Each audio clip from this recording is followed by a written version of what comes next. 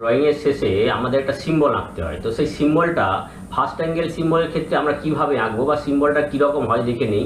সিম্বলটা ঠিক দেখতে এরকম ধরনের হয়। এই সিম্বলটা আমরা কি করে আঁকবো, সেই জন্য আমাকে আগে কি করতে হয়, একটা লেআউট করে নিতে হয় যে আমি কোনখানটায় আঁকবো, ঠিক আছে সেখানে ঠিক সেই পরিমাণ জায়গাটা আছে কিনা। তো সেই জন্য আমরা কি করব, ঠিক কীভাবে আঁকবো লেআউটটা দেখে নেব।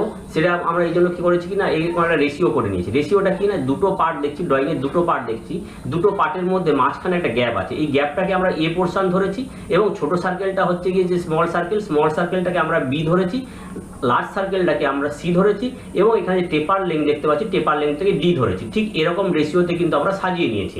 সাজিয়ে নেওয়ার পর এবার আমরা লেআউটে দেখে নেব লেন্থ কতটা লাগে। তো লেন্থ যদি আমি 10 ধরি, মাঝখানের গ্যাপটা যদি দুটো পার্টের মাঝের গ্যাপটা যদি আমরা 10 ধরি, তাহলে আমার হিসেবটা ঠিক এরকম দাঁড়ায়। লেন্থটা দাঁড়ায় গিয়ে 50 mm। ঠিক ওই একই রেশিওতে আমরা হিসেব করে দেখছি 50 mm দাঁড়াচ্ছে। এবং সেই সঙ্গে আমার লার্জ ডায়ামিটারটা হচ্ছে কি আমার 20 মিলিমিটার, যেহেতু 2 রয়েছে 20, তো 20 ধরলাম। 20 ধরলে তো আমার ভার্টিক্যাল লেন্থ দাঁড়াচ্ছে কি 20 mm। তো আমার এই যে লেআউটটা দেখছি, লেআউটের হরাইজন্টাল ডিস্টেন্সটা হচ্ছে 50 mm এবং ভার্টিক্যাল ডিস্টেন্সটা হচ্ছে কি 20 mm। এবং যেহেতু সিম্বলে কোনো ডাইমেনশন থাকে না, সেই জন্য আমার সিম্বলটুকু আঁকতে যতটুকু জায়গা লাগে সেইটুকু আমি কিন্তু বের করে নিয়েছি। এইবার আমি দেখব কিভাবে আমি এটা আঁকতে পারি। প্রথমে আমি কি করলাম, প্রথমে আমি হরাইজন্টাল যে সেন্টার লাইন সেটা করে নিলাম, এরপর ভার্টিক্যাল সেন্টার লাইন করে নিলাম, দিয়ে আমি পয়েন্টটা পেয়ে গেলাম। পয়েন্টটা পাওয়ার পরে আমি হচ্ছে গিয়ে স্মল সার্কেলটা করলাম। এই স্মল সার্কেল করার পরে বোথ সাইড আমরা কিন্তু প্রজেকশানগুলো করে নিলাম। এরপর আমরা লার্জ সার্কেলটা করলাম। একই রকমভাবে প্রজেকশানগুলো টেনে নিলাম, হরাইজন্টাল এবং ভার্টিক্যাল প্রজেকশানগুলো টেনে নিলাম। এরপর দুটো পার্টের যে মাঝখানের গ্যাপ, সেই গ্যাপটা দেখে নিলাম কত না 10 মিলিমিটার।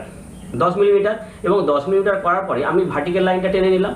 ভার্টিক্যাল লাইন টানার পরে অর্থাৎ লার্জ সার্কেলের যে সাইড ভিউ করার জন্য যে লাইনটা, ওই লাইনটা টেনে নিলাম। এরপর ঠিক নির্দিষ্ট ডিস্টেন্সে, সেই ডিস্টেন্সটা কত না, ডিস্টেন্সটা হচ্ছে কি টেপার লেন্থ হচ্ছে গিয়ে 30 mm। 30 mm ডিস্টেন্সে কিন্তু আমি আরেকটা ভার্টিক্যাল লাইন টেনে নিলাম, যেটা স্মল ডায়ামিটারের জন্য।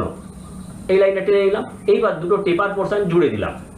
এই হয়ে গেল আমার কিন্তু ফার্স্ট অ্যাঙ্গেল প্রজেকশানের সিম্বল। এবং যে সিম্বলের মধ্যে কোনো ডাইমেনশন থাকবে না, শুধুমাত্র সিম্বলটুকুই থাকবে। এবং প্রতিটা ছবির নিচে কিংবা ড্রয়িং শিটের নিচে আমাদের কিন্তু এই সিম্বলটা দিতে হয়। আমরা কোন মেথড অনুযায়ী আমরা কিন্তু ড্রয়িংটা করেছি সেটা কিন্তু আমাদের দিতে হয়। তো আমি আরেক বলে দিই, আমার হচ্ছে গিয়ে এই যে আমরা এখানে যেটা করেছি সেটা হচ্ছে স্মল ডায়ামিটার হচ্ছে গিয়ে আমার 10, লার্জ ডায়ামিটার হচ্ছে 20 এবং এখানের গ্যাপ হচ্ছে 10 এবং টেপার লেন্থ হচ্ছে গিয়ে 30। এই অনুযায়ী কিন্তু আমি ছবিটা করেছি। তো এটা আমাদের করতে হয়।